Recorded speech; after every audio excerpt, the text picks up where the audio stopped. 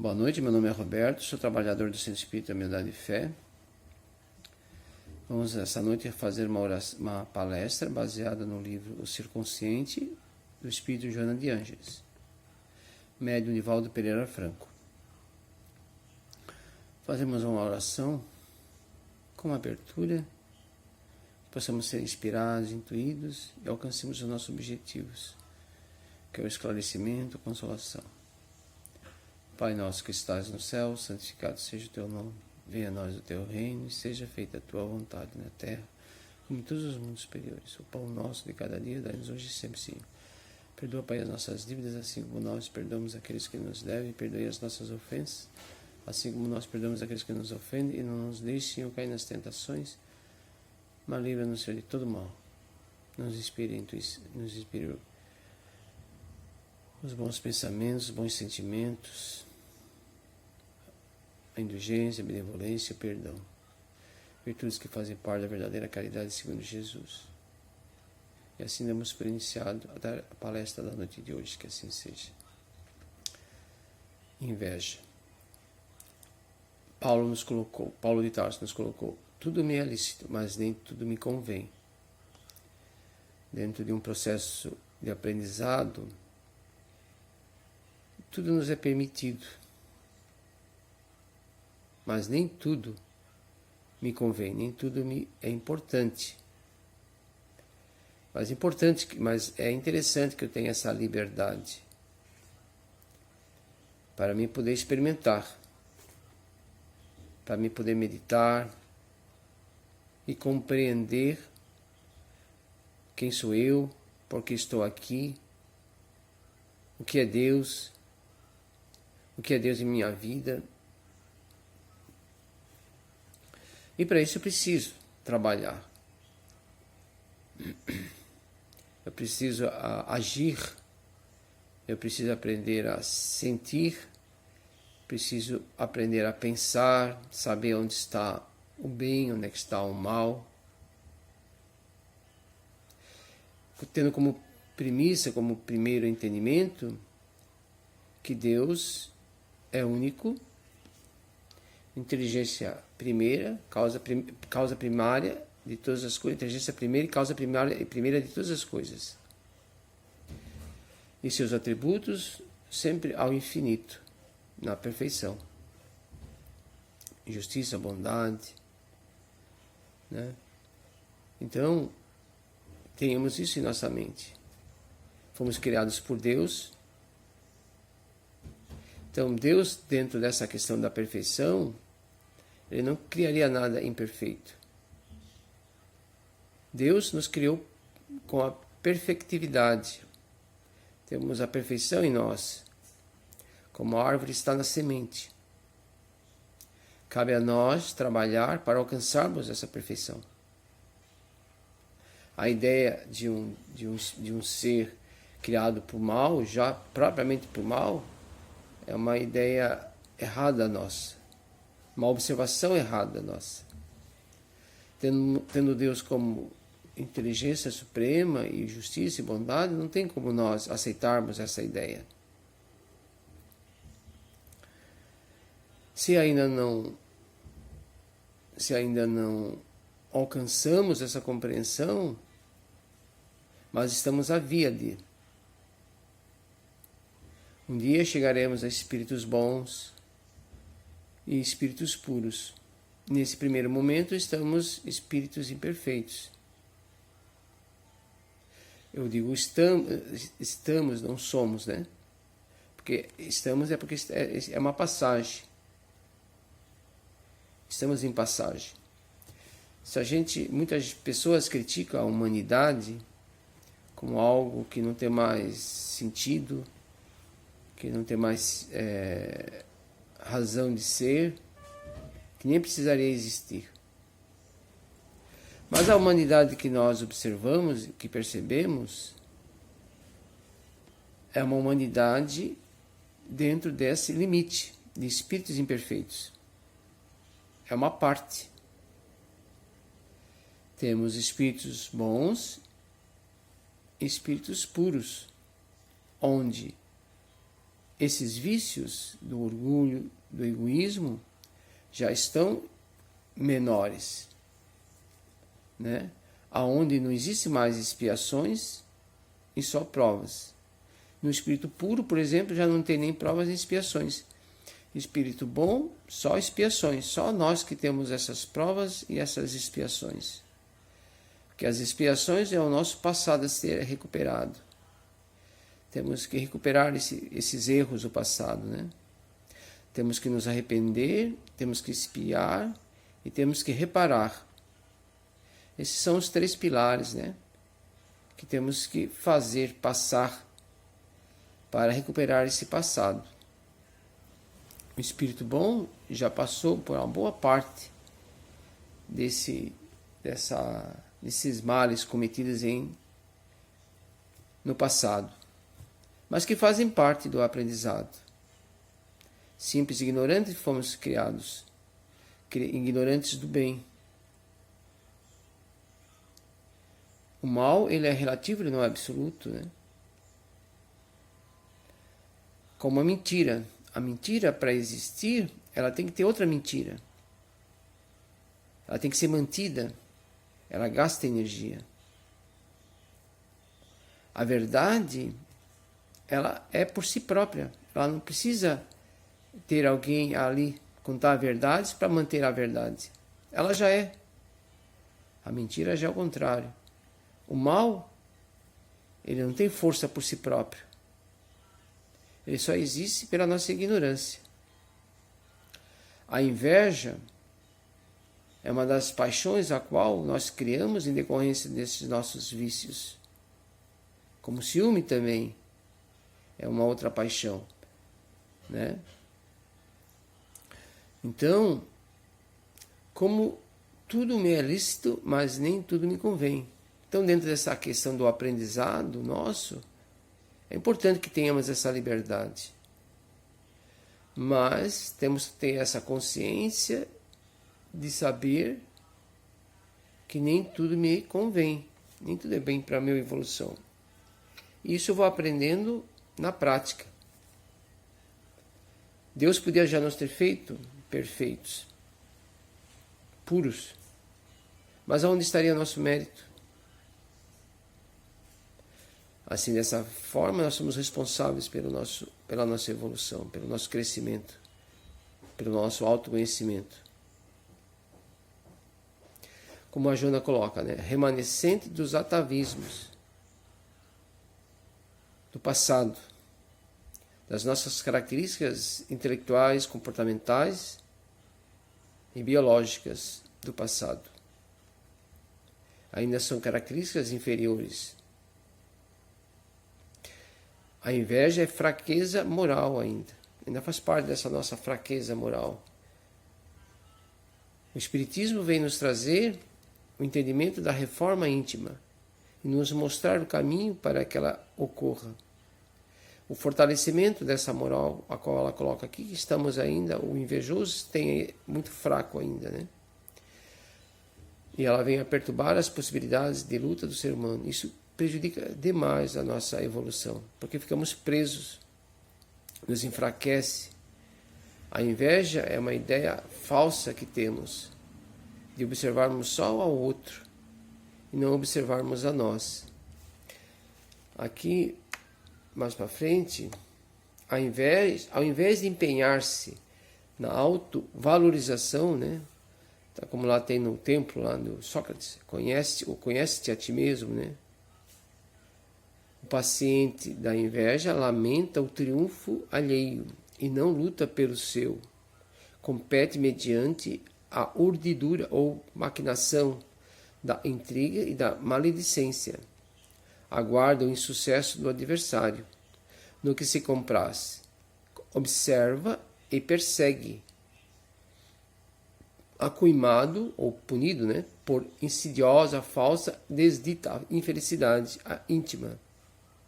Então, observa e persegue, punido por falsa infelicidade íntima. Então, ele tem essa falsa infelicidade interna, né? Ele acha que é só o outro que é o que é o que triunfa, ele nunca triunfa e não se autoconhece. E se queixa, e se infelicita pelo crescimento do outro e não do seu crescimento. Mas ele não percebe que o crescimento do outro vem em decorrência de árduas conquistas, de árduo trabalho. E muitas vezes não nessa encarnação, já é conquistas do passado. Se ele tem a facilidade de muitos atos de bondade, da riqueza, né, de conquistas, muitas vezes em decorrência do bom senso, porque já alcançou, já trabalhou. Esse desconhecimento nosso da reencarnação, né, que é um dos princípios do Espiritismo, nos cria uma falsa ideia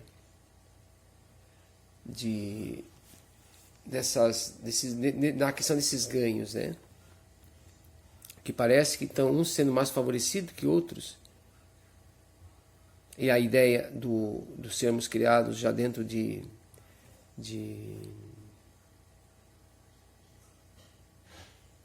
tarefas a serem feitas, né? Já vemos pronto para certos dons. Tem essas pessoas que ganharam certos dons, ou facilidades, outros já sem dons nenhum e sem facilidades. Mas a gente sabe que dentro da questão da reencarnação, isso não existe. Somos criados simples e ignorantes, todos. A gente vê a ideia de que foram espíritos criados já perfeitos, como os anjos, né? Isso não existe. Ou Jesus, ou Francisco de Assis, ou Chico Xavier.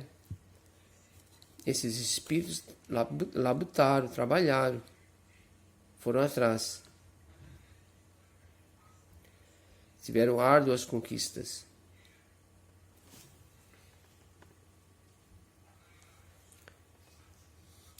O egocêntrico não saiu da infância psicológica e pretende ser o único centro de atenção, credor de todos os cultos e referências. A inveja é resultado da indisciplina mental e moral, que não considera a vida como patrimônio divino para todos, senão para si apenas. Trabalha por inveja, para competir, sobressair e destacar-se. Não tem ideal nem respeito pelas pessoas e pelas suas árduas conquistas. A gente pode ver mais aqui na frente, porque existe uma diferença, né, entre a cobiça e a inveja. A cobiça é desejar as coisas dos outros. Pode ser positiva ou negativa. A negativa pela própria cobiça em si, né? Desejar os outros, né? Que é do outro. Eu também posso. Quando eu tenho autoconhecimento, eu sei que tem a mesma possibilidade do outro. Não preciso cobiçar o que é do outro. Mas quando acontece, muitas vezes, a pessoa, por exemplo, deseja, cobiça a casa, eu queria ter a casa do outro, ou o carro do outro, ou o salário da outra pessoa, né?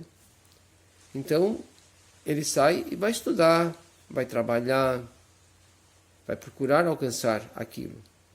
E nesse processo ele trabalha, ele desenvolve a inteligência. E a inteligência traz a moral. Então ele se autoconhece muitas vezes dentro daquele processo de conquistar aquilo que ele cobiça do outro. Ele aprende. Ocorre uma reforma íntima dele nessa procura. Já a inveja é sempre a tristeza pela felicidade dos outros. Essa é uma frase de Tomás de Aquino, né? Tristeza pela felicidade dos outros. Não é a vontade de ter como é a cobiça, o que o outro tem. E sim a tristeza que o outro tenha. Dor pelo sucesso alheio. A inveja é retratada na Divina Comédia do Dante Alighieri como uma montanha, né? Que são os 7 pecados capitais de uma montanha, onde a inveja fica só acima do orgulho, e o orgulho está na base. Cada patamar é um desses pecados, né? Uma dessas paixões. E a cobiça só perde para o orgulho. A inveja só perde por orgulho. E todo aquele que está nesse patamar isso é o espírito desencarnado, é a Divina Comédia. Todos que estão nesse patamar, eles estão com os olhos amarrados por um arame, como castigo de observar só a vida alheia, não a sua vida. Não ficar feliz pela felicidade do outro e ficar infeliz por essa felicidade do outro, né? Então eles ficam ali até aprenderem. A inveja vem de invidere, em latim significa não ver, é o não ver a si próprio, né?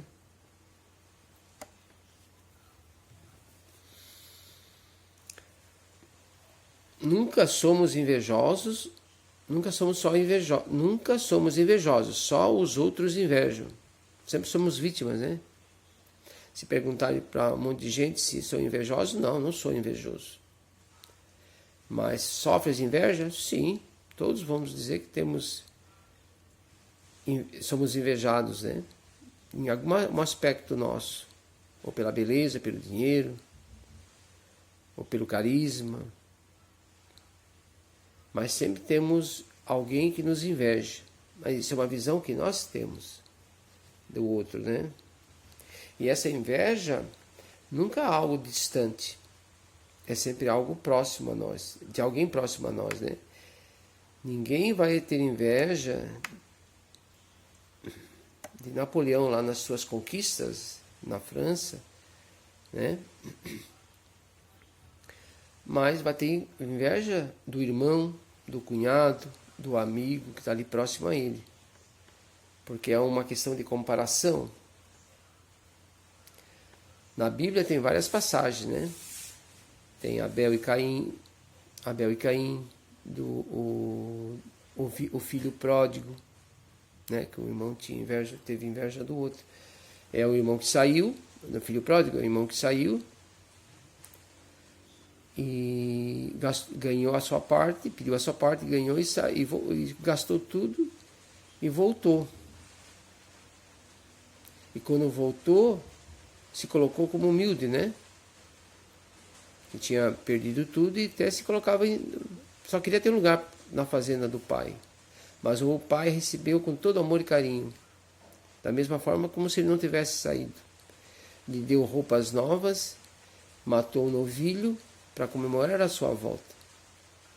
E o que fez o filho mais velho? Se chateou e cobrou do pai, que ele estava todo dia ali com ele, cumpria todas as suas metas, né, todas as suas leis, suas regras, e ele nunca teve o direito a um novilho. Mas ele não percebeu que a felicidade maior era essa, era o receber de volta, né? Nenhuma das minhas ovelhas se perderão.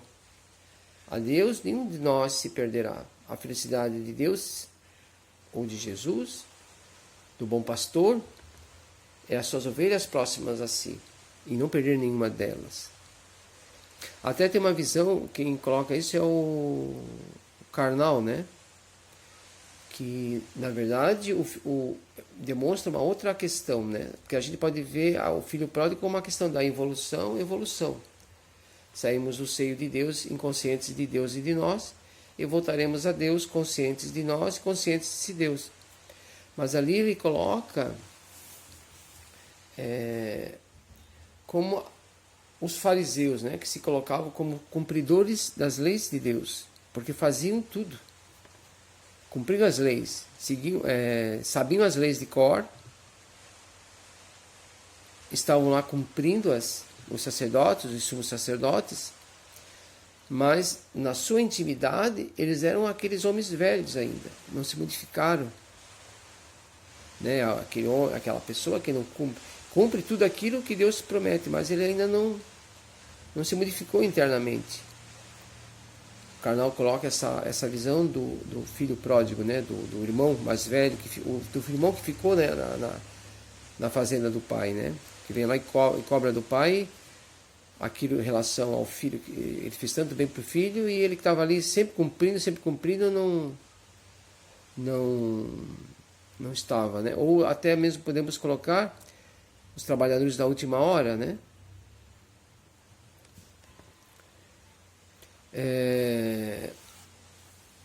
Os estoicos, que é um grupo filosóficos, né? Na época lá da Grécia, é o Marco Aurélio o nome dele, o nome do filósofo, que ele é um estoico. Ele escrevia assim: eu vivo epitelialmente, eu vivo por fora. Aquela questão do autoconhecimento, né? Aquela questão também do Deus.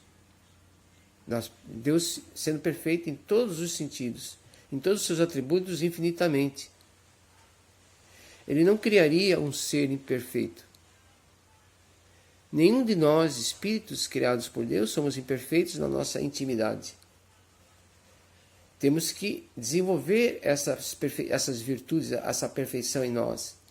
Mas ela está ali latente, como a árvore na semente. E para isso eu preciso me autoconhecer. Mas eu prefiro ficar na minha periferia e não perceber essa minha riqueza interna. Porque eu também tenho essa riqueza interna. Eu prefiro ver essa riqueza conquistada e trabalhada pelo outro. E invejar, e ficar triste por ela. E não perceber que eu também tenho isso em mim e que posso alcançá-la. Só depende de mim, do meu trabalho. Então não é viver mais epitelialmente, externamente. Nós já tivemos esse momento de viver epitelialmente. No momento que começamos a adquirir a individualidade, o ego, ele precisou ser desenvolvido. Nós precisamos criar a nossa individualidade. Mas no momento atual da humanidade, dessa humanidade, é o momento de se aprofundar, nos autoconhecer e vermos que temos essa riqueza interna em nós, que não precisamos invejar ao próximo, aquele que já o tem, que trabalhou para o conquistar. Temos que trabalhar em nós essas virtudes, né? Se eu vivesse internamente, o bem dos outros não me atingiria, pois eu vivo o meu eu e não o dos outros, né? Isso é uma colocação. A gente pode vir mais para frente, outra parte.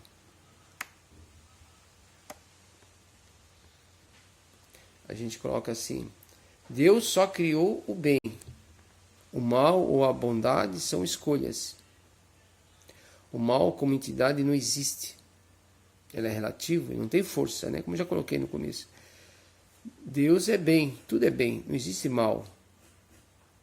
O mal vem em decorrência da nossa ignorância. Então temos o direito de seguirmos o caminho da direita e o caminho da esquerda. E vamos plantar. Mas também a plantação é livre. Mas a colheita é obrigatória. Um dia teremos que colher esse mal que plantamos. Também somos como jardineiros, que temos que observar a nossa plantação. No momento que percebermos uma semente do mal, uma semente má, temos que ir lá e retirá-la antes que ela cresça. Essa semente ela estaria na nossa mente, nos nossos sentimentos. Temos que estar sempre conscientes disso, para que possamos não deixar que ela se desenvolva em nós. Essas paixões, a inveja, quando ela vem a nós, temos que começar a observar e não deixar de desenvolver-se essa paixão, que ela não nos leva ao bem, ela nos leva ao mal. Só criamos mal, só nos atrapalha a evolução, porque nos atrasa, perdemos tempo. No Livro dos Espíritos,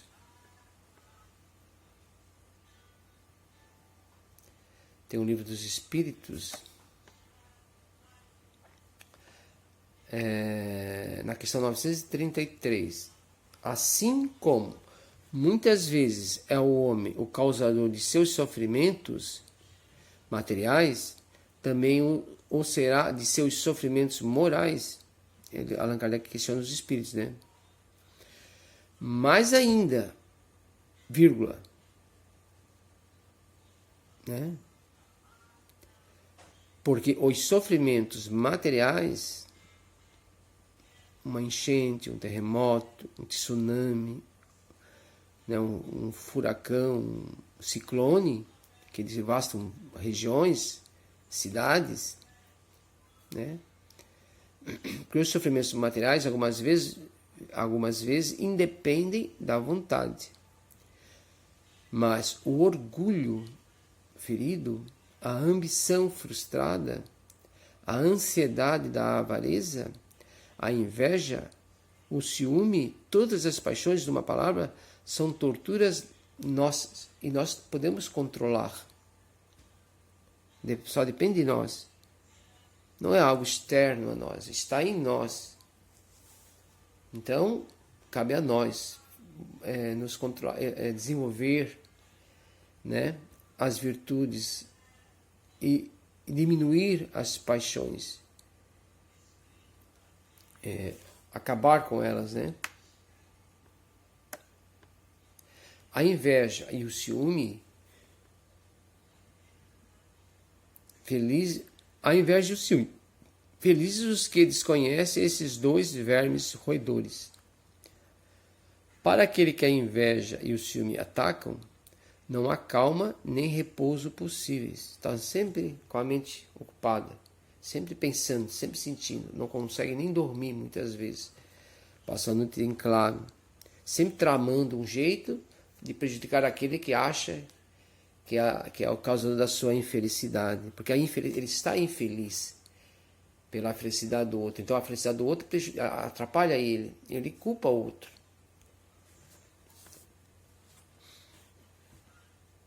Se levantam os objetos de sua cobiça, do seu ódio, do seu despeito. O invejoso e o ciumento vivem ardendo em contínua febre. Será essa uma situação desejável? Não compreendeis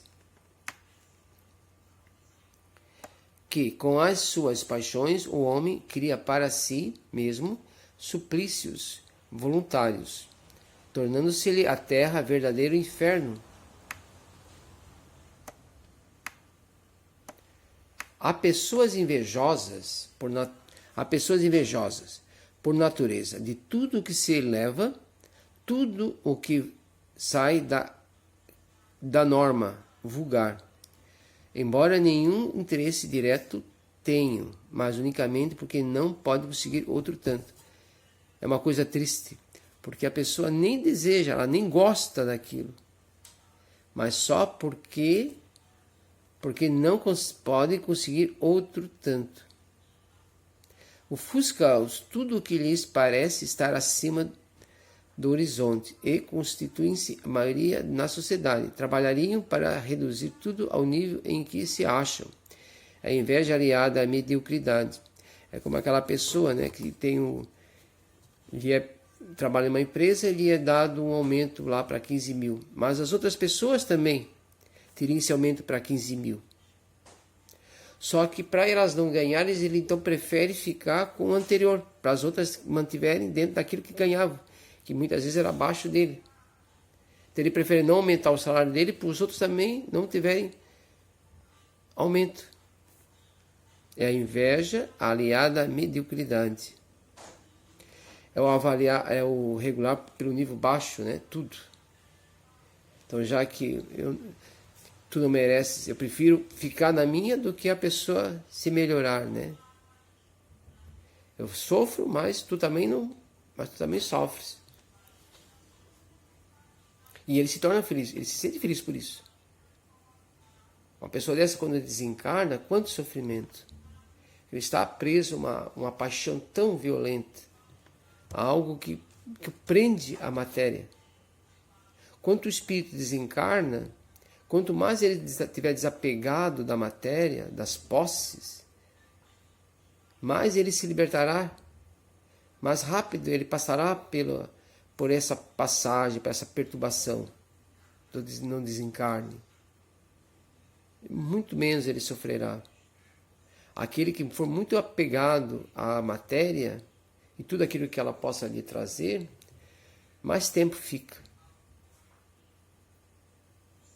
preso a essas dificuldades, né? A esses sofrimentos. Muitas vezes vendo até o próprio corpo se decompondo, ou os bichos da terra, os insetos e roedores, roerem o seu corpo. E ele percebe que ressoa no seu perispírito essa sensação, esse momento. Mas é porque ele está preso a essa questão material, à matéria, ao seu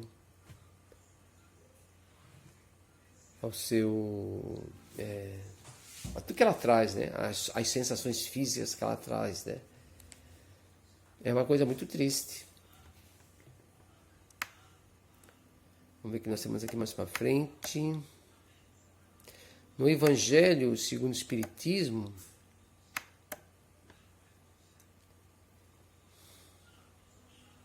será intrinsecamente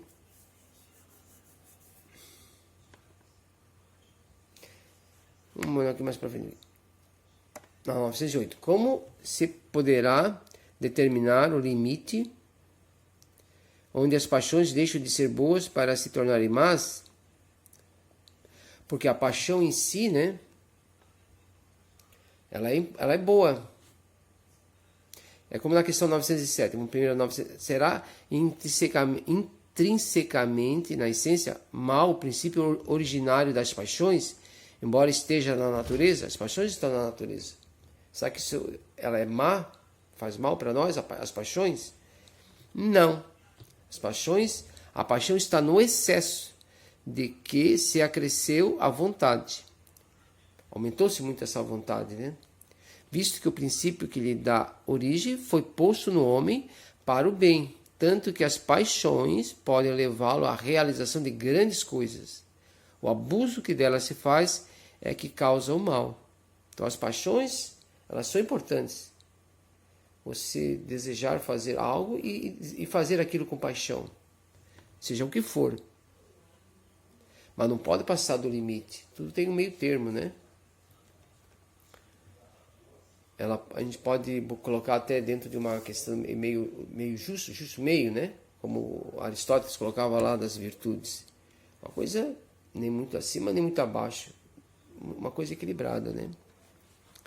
Então, 908. Como se poderá determinar o limite onde as paixões deixam de ser boas para se tornarem más? As paixões são como um corcel, que só tem utilidade quando governado e que se torna perigoso quando passa a governar. Corcel é um cavalo, né? Então, um cavalo, quando ele está dentro de um limite da sua força e da sua velocidade, ele é importante.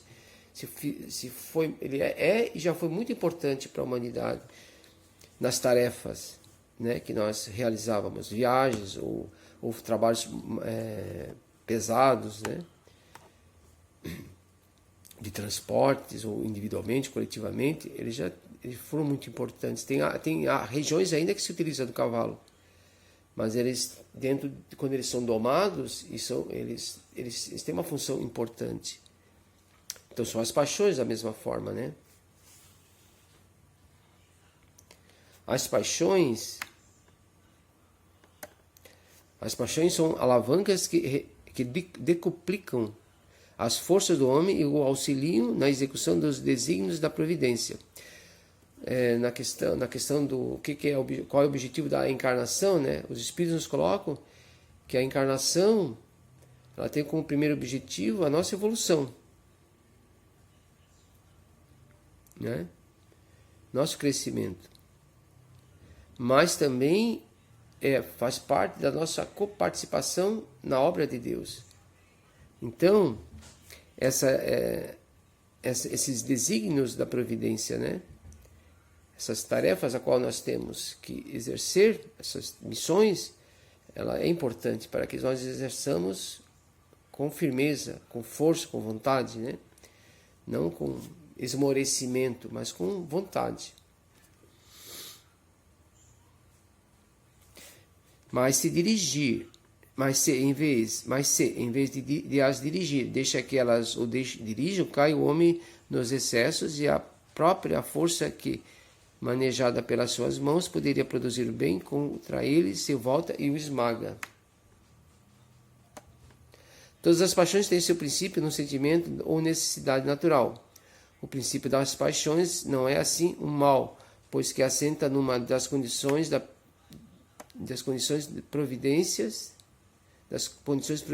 providenciais da nossa existência. A paixão propriamente dita é a exageração de uma necessidade ou de um sentimento. Nessa questão do controle da nossa parte animal, né? Toda paixão que aproxima o homem da natureza animal, o nosso controle da nossa natureza animal, é aquela questão que a gente colocou lá do atavismo, né? São aquelas características que a gente tinha, que a gente tem nós ainda, né? Então, toda paixão que aproxima o homem da natureza animal afasta-o da natureza espiritual. Tem na filosofia zen budista uma figura de linguagem que é um menino tocando uma flauta, lendo os aforismos em cima da cabeça, do dorso de um boi, ali e tranquilamente caminhando, e o boi segue para onde ele quer, representando o nosso controle sobre a nossa natureza animal. Isso é uma representação no zen budismo, né? Então é assim que nós temos que nos portar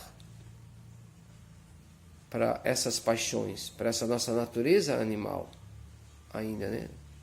Nós temos que controlá-la, desenvolvê-la em nós e extingui-la aquela que não tem mais necessidade. Uma das formas da gente realizar é com atos de bondade. Tem um amigo meu, o seu Frederico Platt, que ele colocava, né? Se a gente quer controlar os nossos vícios, façamos atos de bondade. E que vamos começar porque vamos perceber no outro as necessidades deles, e esses atos, vamos fazer essas leituras, e muitas vezes percebemos que o outro tem muito mais necessidades que nós, e deixamos de reclamar, deixamos de perceber no outro, começamos a perceber mais a nós, e vemos que o outro tem muito menos muitas vezes que nós. E aquilo que a gente acha que a gente não tem, na verdade, é muito, ainda perante a falta do outro. Há um autoconhecimento dentro desse trabalho, né, de fazer o bem ao próximo. Amar a Deus sobre todas as coisas e ao próximo como a si mesmo. Nessa interação existe um autoconhecimento. O autoconhecimento é se conhecer, é se ver, não ver ao outro. Não evidere, né, que é o não ver.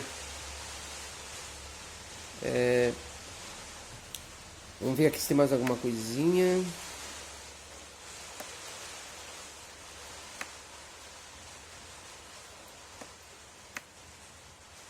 Não. Então a gente fica por aqui. A gente agradece a atenção, sempre lembrando que estamos num momento de pandemia, onde os cuidados são importantes, isolamento social. Aonde formos, levemos uma máscara. Se pudermos, aonde entrarmos, passar um álcool. Ao sairmos, passar um álcool. Não temos a vacina ainda. O álcool, lavar as mãos, né? Vou passar álcool, lavar a mão. Eu prefiro primeiro lavar a mão e depois o álcool. Mas é muito mais difícil ter a questão da lavação da mão, né? O álcool é muito mais fácil. Então, que passemos o álcool nas mãos, na entrada e na saída. Cuidemos de nós. Automaticamente estaremos cuidando daqueles que amamos. E em conjunto estaremos em comunidade, fazendo parte. Não somos espíritos isolados, né? A nossa evolução ela dá em comunidade, ela não é isolada. Não evoluímos sozinhos, só evoluímos em grupo. Porque é através dessa interação que nós nos autoconhecemos. Vemos os nossos vícios e vemos as nossas virtudes. Que todos nós temos um ao outro. né? Nossos demônios e nossos anjos. Somos anjos ou demônios, né? Então, isso está em nós. E temos que nos autoconhecer. Então, os relacionamentos sociais, eles são importantes. Mas, nesse momento, tenhamos cuidado. Muito cuidado. Porque, como falei, não temos a vacina, nenhuma droga que não nos faça mal, que não nos cause muitos danos, né? Então, eu agradeço mais uma vez a atenção. Uma boa noite.